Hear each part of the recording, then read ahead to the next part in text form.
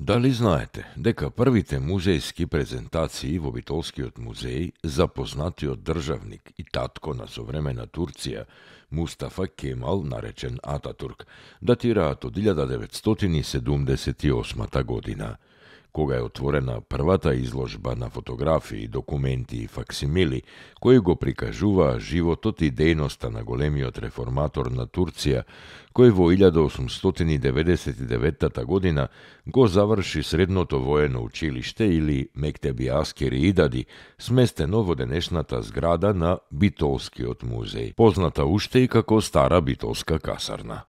Во 1994 година, на простор од 40 на метри квадратни, со постоечките материјали обогатени со одредени предмети и копии, сместени во две прикладни витрини и со спомен биста од Кемал Ататурк, за првпат е поставена постојаната музејска поставка.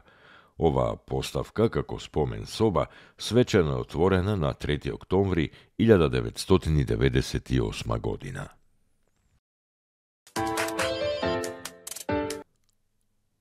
Дали знаете дека првата железничка линија со која бил воведен железничкиот сообраќај во Македонија е пуштена на 9 август 1873 година, со ставање во функција на линијата Солун-Скопје.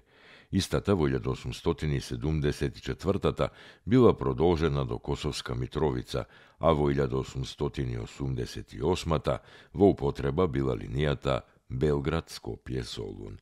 Железничката станица, која постоела од 1873 до 1937 година, била подигната на локацијата каде денес се наоѓа Музејот на град Скопје или Старата железничка станица. Во 1931 година, заради унапредување на железничкиот сообраќај, Банската управа на тогашното кралство на србите, хрватите и словенците спровела конкурс за изградба на нова зграда на железничката станица. Старата железничка станица во Скопје почнала да се гради во 1937 според проекти на архитектот Велимир Гавриловиќ, кој работел во проектното биро на Генералната дирекција на железницата во Белград. Железничката станица била пуштена во употреба во 1940 година и била сметана за една од најубавите згради на железничките станици на Балканот во тоа време. Според податоците, во период од 24 часа во неа влегувале 24 возови, а од тука минувал и прочуениот Ориент експрес. Просечно дневно пристигнувале околу 1000 патници. Но за време на земјотресот во 1963 година, објектот во голем дел беше разурнат. Зачуваниот дел денес е претворен во музеј на градот Скопје.